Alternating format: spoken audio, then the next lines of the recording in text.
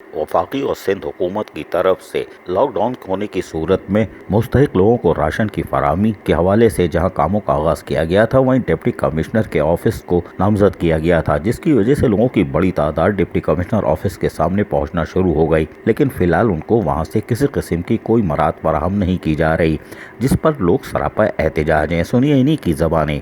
नहीं बोल रहा, सिंध हुकूमत बोल रही है, सिंध गवर्नमेंट बोल रही है, खूब माल जमा कर रही है, खूब मीडिया को भी पैसा खिला रही है और गरीब आदमी की ऐसी तैसी कर रही है।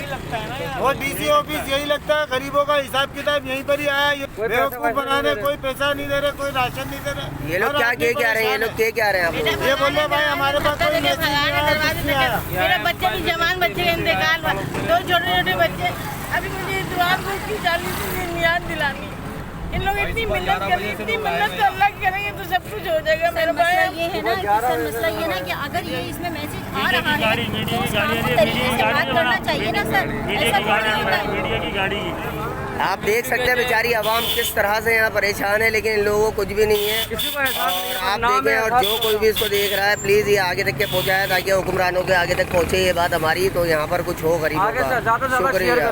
तमाम चेयरमैन बल्दिया वस्ती रेहान हाशमी ने अपने जिले के लोगों की तजलील के हवाले से हुक्मरानों को मुखातिब करते हुए क्या कहा, सुनिए इन्हीं की ज़बानें। अभी ये जो एहसास प्रोग्राम के तहत एक मैसेज चलाया गया है, मीडिया पे भी चलाया गया है। लोग ख्वार हो रहे हैं, लोग जरीलो ख्वार हो रहे हैं। यहाँ पर एक बड़ी तादाद लोगों की खड़ी हुई है जिनको ये नहीं मालूम कि बेचारों को कहाँ जाना है।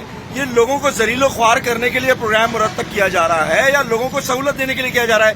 मेरी अरबाब इख्तियार से गुजारिश है कि इतने बड़े पैमाने पर जो लोग इस लॉकडाउन की वजह से खाने की चीज़ों से अजनास से महरूम है, उनको मजीद ख्वार ना किया जाए। हुकूमत की इमदाद हो या खैरात, किसी की तजलील नहीं होनी चाहिए। अजीज आरिफ, KBS बल्दियाती न्यूज़, कराची।